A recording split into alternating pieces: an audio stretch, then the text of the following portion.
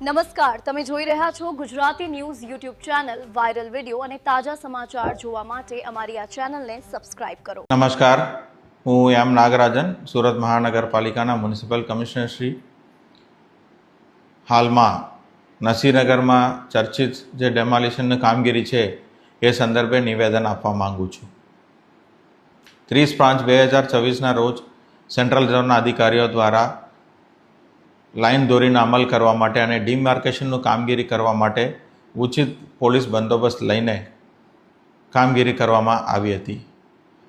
Line દોરીને અમલ અને ડિમાર્કેશનની કામગીરી દરમિયાન ડેમોલિશન પણ એમના દ્વારા કરવામાં આવેલી છે અને લાઇન દોરીનો અમલ પણ કરવામાં આવેલી છે.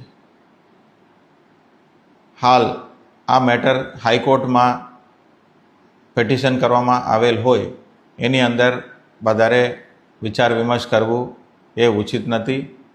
સુરત મહાનગરપાલિકા પણ એ પિટિશનમાં જોડાવવામાં આવી છે, તો એના માટે જે પણ કાયદાકીય પ્રક્રિયા કરવાનું હશે, કોર્ટમાં રજૂ કરવાનું રહેશે વિગતો, એ બધું રજૂ કરવામાં આવશે અને હાઈકોર્ટનું જે પણ નિર્ણય હશે, ચુકાદો હશે, એને ચુસ્તપણે પાલન કરવામાં આવશે. આ ન્યૂઝના રિપોર્ટર છે Arvind Rathod. Gujarati news YouTube channel Surat. ગુજરાતથી તમને મહત્વના સમાચાર મળતા રહેશે, માટે જોતા રહો ગુજરાતી ન્યૂઝ. ધન્યવાદ.